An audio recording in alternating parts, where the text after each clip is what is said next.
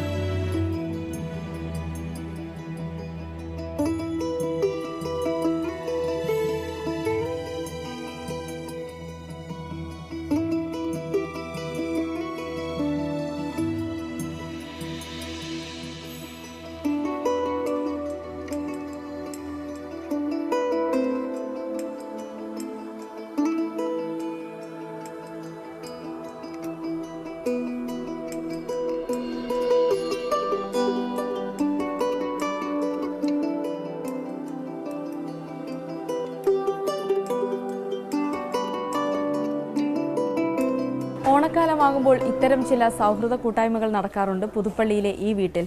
വർഷങ്ങളോളം പരിചയമുള്ളവരും ബന്ധുക്കളും സഹപാഠികളുമെല്ലാം ഈ കൂട്ടത്തിൽ കാണും.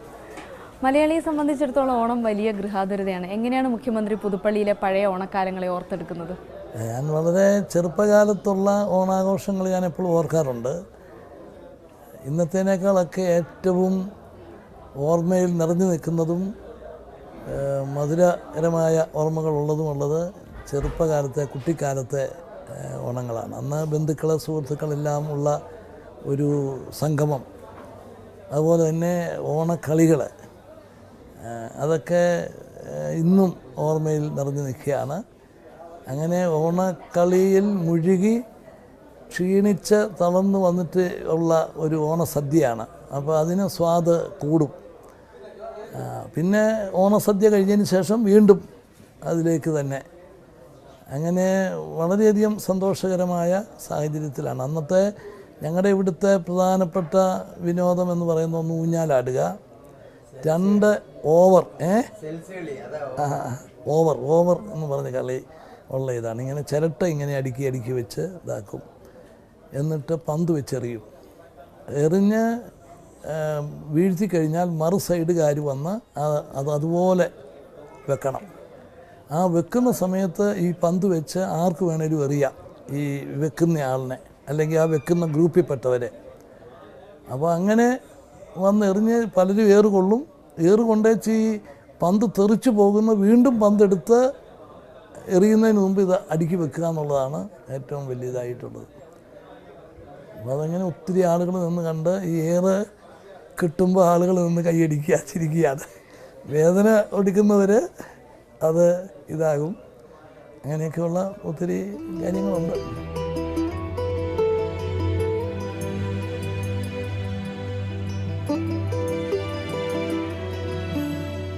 ഒരു നാട്ടുകാർ ഒന്നിച്ച് പഠിച്ചു. പിന്നെ ചെറുപ്പകാലം തൊട്ട് പിന്നെ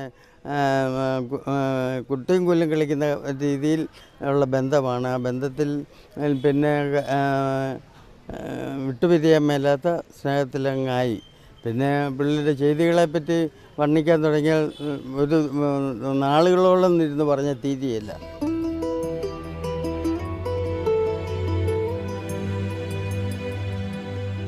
അദ്ദേഹം ബാലജന സഖ്യത്തിൽ പ്രവർത്തിച്ച കാലഘട്ടത്തിൽ അന്ന് ഞങ്ങൾ കുറച്ചുകൂടെ സീനിയേഴ്സാണ്. ഞാൻ ടീച്ചറായിരുന്നു. അപ്പം സാധാരണ ഗതിക്ക് ചിലയിടത്തൊക്കെ അധ്യക്ഷ സ്ഥാനത്തൊക്കെ വിളിക്കുന്ന അവസരത്തിൽ ഞങ്ങളിവിടെ പോവുകയും ഈ പിള്ളേരെ ബാലജന സഖ്യത്തിൽ നടത്തുകയും ചെയ്യുന്ന ആ കാലം തൊട്ട് പരിചയമുണ്ട്. അത് കഴിഞ്ഞ് 1970 ആദ്യത്തെ തിരഞ്ഞെടുപ്പ് വരുന്നു. ആ സമയത്ത് വളരെ ശക്തമായി ഞങ്ങളൊക്കെ പ്രവർത്തിച്ചു. അതിന് 2 കാരണങ്ങളുണ്ട്. ഒന്നാമത് കോൺഗ്രസ് അനുഭാവിയാണ് അന്ന് ഞാൻ. അതോടൊപ്പം തന്നെ എൻ്റെ വൈഫ് ഉമ്മൻചാണ്ടിയുടെ സ്കൂളിലെ ടീച്ചറാണ്. ഉമ്മൻചാണ്ടിക്ക് ഒരു 14 വയസ്സുള്ളപ്പോൾ തൊട്ട് വൈഫ് ഈ സ്കൂളിൽ ടീച്ചറായിട്ട് ഇരുന്നു. അവസാനം ഹെഡ് മിസ്ട്രസ്സായിട്ട് റിട്ടയർ ചെയ്തു. അപ്പോൾ അന്ന് തൊട്ട് ഈ കുടുംബമായിട്ട് ഒരു ആത്മബന്ധമുണ്ട്.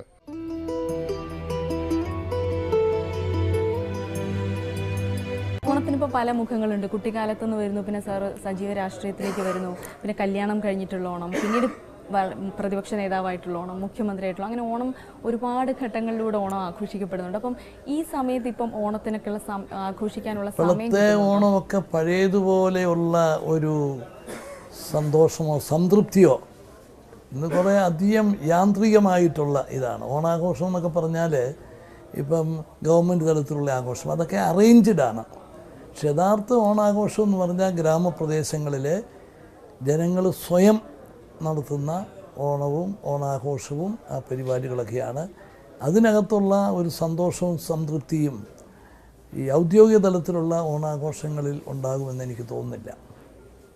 സാറിനാണെങ്കിൽ ഇപ്പോൾ അച്ഛൻ്റെയും അമ്മയുടെയും കൂടെ ഉള്ള ഓണം ആഘോഷിക്കാൻ അവസരം കിട്ടി. പക്ഷേ സാറിന് മക്കൾക്ക് അതിനുള്ളൊരു അവസരം കിട്ടിയിട്ടുണ്ടോ?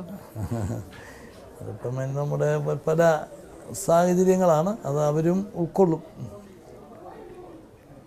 പിന്നീട് ഓണവുമായി ബന്ധപ്പെട്ട് എന്തെങ്കിലും മറക്കാനാവാത്ത ഓർമ്മകൾ അങ്ങനെയൊക്കെ ഉണ്ടോ?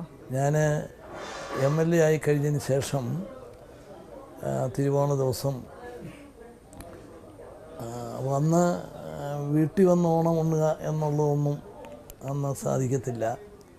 അപ്പം ഞാനിവിടെ വാകത്താനത്ത് ഒരു ഓണാഘോഷ പരിപാടി പങ്കെടുത്ത് ഞാൻ ബസ്സിൽ കയറി ഇങ്ങോട്ട് വരികയാണ്. അപ്പോൾ നല്ല ക്ഷീണമുണ്ടായിരുന്നുകൊണ്ട് ഞാനങ്ങ് ഉറങ്ങിപ്പോയി. ഈ കണ്ടക്ടർ ഈ വീടിൻ്റെ പടിയായപ്പം ബെല്ലടിച്ചു. ഞാനിവിടെ ഓണായതുകൊണ്ട് വീട്ടിലിറങ്ങും എന്ന് ധരിച്ചാണ്. ഞാൻ ഉറക്കുവാണ്. അവസാനം കണ്ടക്ടർ വന്ന് എന്നെ വിളിച്ചു, സ്ഥലമായി എന്ന് പറഞ്ഞു. അപ്പോഴാണ് ഞാൻ പറഞ്ഞു, ഞാൻ ഇവിടെയല്ല ഇറങ്ങുന്നത്, ഞാനങ്ങ് കോട്ടയത്തിന് പോരുകയാണ് എന്ന് പറഞ്ഞ് അങ്ങവിടെ പോയി.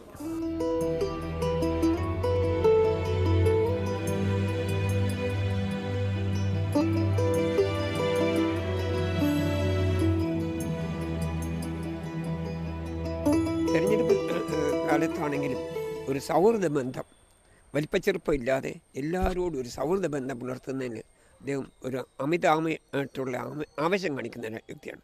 സാധാരണ ഒരു അകൽച്ചയുണ്ടല്ലോ, അതില്ല.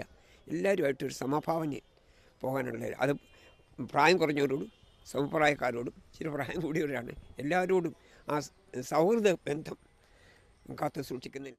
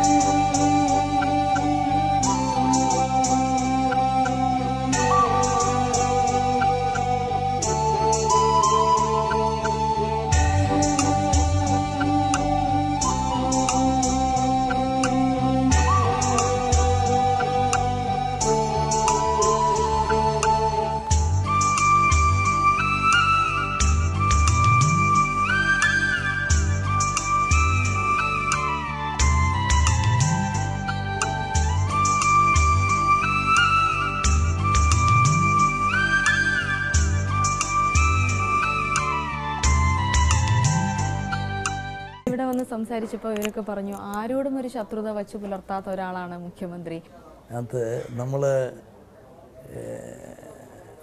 നമുക്ക് മനസ്സമാധാനം ഉണ്ടാകണമെങ്കിൽ ഒരാളോട് ഒരു എതിർപ്പോ അമർഷമോ വിദ്വേഷമോ ഉണ്ടെങ്കിൽ നമ്മുടെ മനസ്സിലത് ഒരു പ്രശ്നമായിട്ട് കിടക്കും. അത് നമുക്കൊരു വലിയ അസ്വസ്ഥത സൃഷ്ടിക്കും. നേരെ മറിച്ച് നമുക്ക് ആരോടും അങ്ങനെയൊരു ഇതില്ല എന്നുണ്ടെങ്കിൽ നമുക്ക് വളരെ ഫ്രീയാണ്, നമുക്കെല്ലാം ഒരു തന്നെ മുമ്പോട്ട് പോകാൻ സാധിക്കും. അപ്പം ഞാൻ എന്നും സ്വീകരിക്കുന്ന ഒരു 2 തത്വമുണ്ട്. ഒന്ന്, ജീവിതത്തിൽ സംഭവിക്കുന്നതെല്ലാം നല്ലതിനു വേണ്ടിയാണ്. അപ്പോൾ എത്ര ബുദ്ധിമുട്ടേറിയ ഒരു സാഹചര്യം വന്നാലും നമുക്കൊരു ആശ്വാസം തരിക, അത് ഇതിനകത്ത് എന്തോ ഒരു നന്മയുണ്ട്. അപ്പം നമുക്കിപ്പം താൽക്കാലികമായിട്ടൊരു വിഷമം ഉണ്ടായാലും നാളെ അതൊരു നന്മ. എൻ്റെ ജീവിതത്തിൽ ഇന്ന് വരെ ഉണ്ടായിട്ടുള്ള എല്ലാ സംഭവങ്ങളും, നമുക്ക് ബുദ്ധിമുട്ടുണ്ടാക്കിയ എല്ലാ സംഭവങ്ങളും എന്തുകൊണ്ടാണ് സംഭവിച്ചെന്നുള്ളതിന് എനിക്ക് കുറേ നാൾ കഴിയുമ്പം എനിക്കതിനും ഒരു തൃപ്തികരമായ മറുപടി ഉണ്ടാകും. അതുകൊണ്ട് ഞാൻ എല്ലാം നല്ലതിന് വേണ്ടി എന്നുള്ള ഒരു പ്രിൻസിപ്പിളാണ്. അപ്പോൾ എത്ര ബുദ്ധിമുട്ടേറിയ കാര്യം വന്നാലും ഞാൻ അതിനകത്ത്, നമുക്ക് വിഷമമുണ്ട്, പ്രയാസമുണ്ട്, എന്നാൽ പോലും അതിൻ്റെ ഒരു ഇതെന്ന് വിചാരിക്കും. അതുപോലെ തന്നെ രണ്ടാമത്തെ ഒന്ന്, ഞാൻ എപ്പോഴും other man's point of view എടുക്കും. അപ്പോൾ എന്നെ ഒരാൾ ശക്തിയായിട്ട് എതിർപ്പ് പ്രകടിപ്പിച്ചാൽ ഞാനപ്പം ഞാൻ എന്തെങ്കിലും ഇയാളോട് ദോഷം ചെയ്തിട്ടുണ്ടോ, ഞാനതിന് കാരണം ഉണ്ടാക്കിയിട്ടുണ്ടോ എന്ന് ഞാൻ ചിന്തിക്കും. അപ്പം ചിലപ്പം ഞാൻ കാരണക്കാരനായിരിക്കും, അപ്പോൾ എനിക്ക് വിഷമമില്ല, ഞാനല്ല കുറ്റക്കാരൻ. നേരെ മറിച്ച് മറ്റെല്ലാം നോക്കിക്കഴിഞ്ഞിട്ട് ഞാൻ അതിനകത്ത് ഉത്തരവാദിയല്ല, പുള്ളിയുടെ ഭാഗത്താണ് മനഃപൂർവ്വം ഉണ്ടായതെന്നുണ്ടെങ്കിൽ ഞാൻ ആളെ തിരുത്താൻ, പിന്നെ അടുത്ത് കിട്ടുന്ന അവസരത്തിൽ തിരുത്താൻ വേണ്ടി ശ്രമിക്കും. മുഖ്യമന്ത്രി എന്ന വ്യക്തിയെ മുന്നോട്ട് നയിക്കുന്നത് ഭക്തിയാണോ, ദൈവവിശ്വാസിയാണോ? ഞാനൊരു ദൈവവിശ്വാസിയാണ്. ദൈവവിശ്വാസത്തേക്കാൾ കൂടുതൽ എന്നെ നയിക്കുന്നത് ദൈവഭയമാണ്.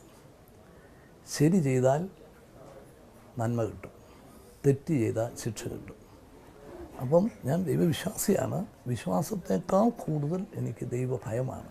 അപ്പം അതുകൊണ്ട് എപ്പോഴും ഞാൻ 100% കറക്റ്റാണെന്നൊന്നും ഞാൻ പറയത്തില്ല. പക്ഷേ ഈ ദൈവഭയം കൊണ്ട് എനിക്ക് എപ്പോഴും ഒരു ആത്മവിശ്വാസത്തോടു കൂടി പ്രവർത്തിക്കാൻ സാധിക്കും.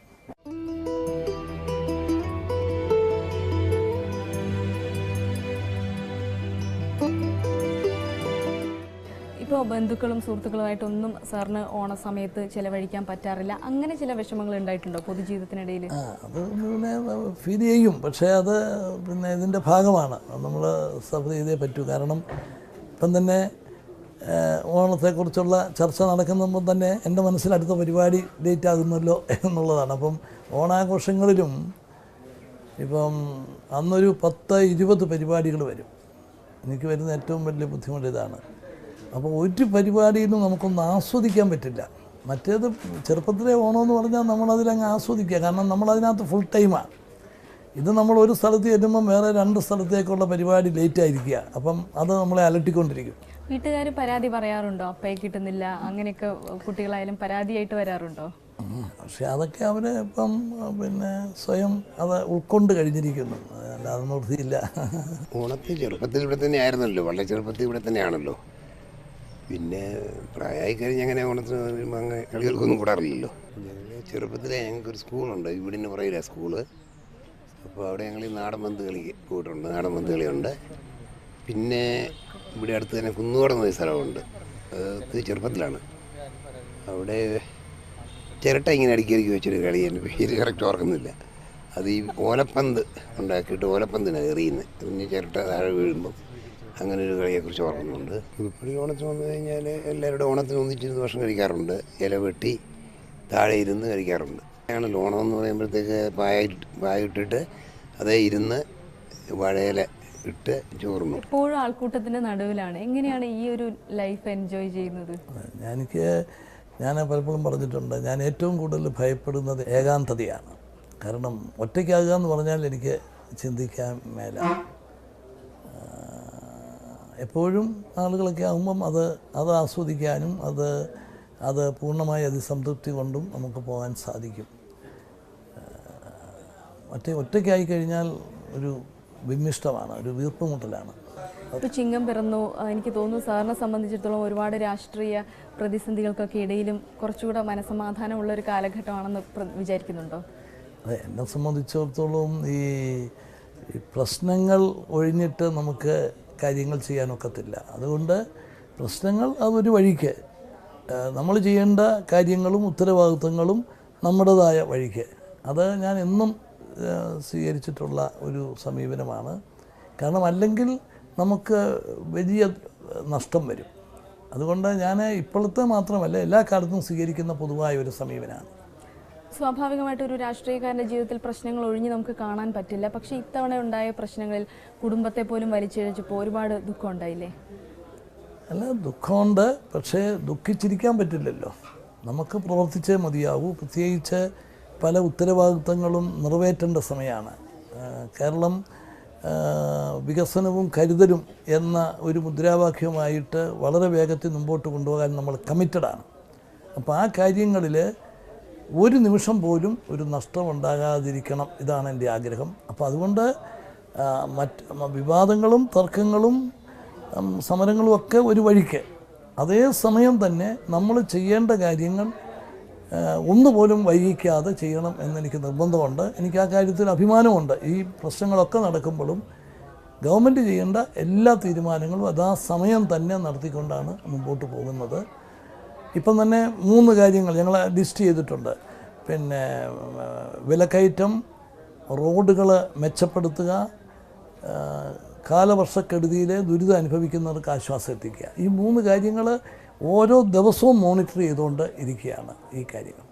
സാധാരണക്കാരൻ്റെ പരാതി പഴയതുപോലെ ഓണം ആഘോഷിക്കാൻ പറ്റുന്നില്ല, വിലക്കയറ്റമാണ് എല്ലാ മേഖലയിലും എന്നൊക്കെയാണ്. വിലക്കയറ്റം എന്ന് പറയുന്നത് കുറേ ശരിയാണ്, വിലക്കയറ്റമുണ്ട്. പക്ഷേ ആ വിലക്കയറ്റത്തിലും നമുക്ക് പരമാവധി പ്രയോജനം ചെയ്യാൻ വേണ്ടിയിട്ടുള്ള ശ്രമങ്ങളാണ്. ഇപ്പം ഓപ്പൺ മാർക്കറ്റിനേക്കാൾ 20 മുതൽ 30% വരെ വില കുറച്ച് സാധനങ്ങൾ എല്ലാവർക്കും ലഭ്യമാകുന്നൊരു സാഹചര്യം ഉണ്ടാക്കിയിട്ടുണ്ട്. പുതുപ്പള്ളിക്കാർക്ക് പ്രിയങ്കരനാണ് മുഖ്യമന്ത്രി ഉമ്മൻചാണ്ടി എന്ന് പറയാം. എന്താ അതിൻ്റെ പിന്നിലെ രഹസ്യം? എനിക്ക് പുതുപ്പള്ളി എന്ന് പറഞ്ഞാൽ സ്വന്തം വീട് പോലെയാണ്. എല്ലാവരുമായിട്ട് അത്ര അടുത്ത ബന്ധവും കാര്യങ്ങളൊക്കെയാണ്.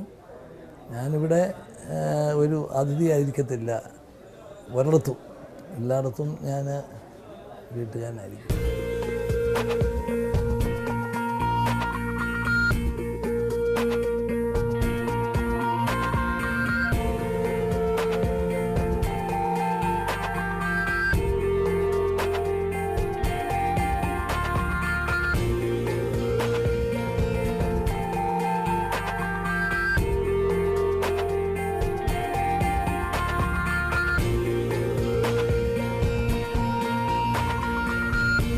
ഈ തിരക്കുകളും അത് നൽകുന്ന സന്തോഷവുമൊക്കെയാണ് മുഖ്യമന്ത്രിയുടെ ഓണം. ഈ ഓണത്തിനും പതിവിനും മാറ്റമൊന്നുമില്ല.